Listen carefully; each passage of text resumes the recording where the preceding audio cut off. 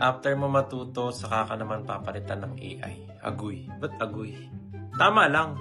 Kailangan mo talaga mag-aral ng fundamentals bago mo matutunang mag-automate. Kailangan mong aralin yung concept, yung logic, bago mo matutunang gumamit ng AI. Para hindi ka mapalitan, kailangan mo mag-aral. Ayan sabi niya, better align yourself with AI learnings too. And then, nagbanggit siya nung automation tool, N8N. One of the automation tools yan. At the end of the day, kailangan mo pa rin mag-aral. Kasi paano mo matututunang i-automate yung isang workflow kung hindi mo naman alam kung ano yung workflow. Hindi pwedeng rekta-aral, automation agad. Kasi wala kang ma-automate eh. Hindi mo naman inaral ano yung process, ano yung workflow. Diba? Sa mga naghahanap ng work from home dyan, sali kayo sa FB group natin. Ito yung link.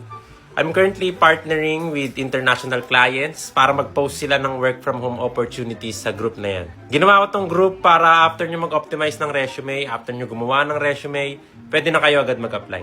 Ayun lang, see you sa group. Active din ako makipag-usap doon.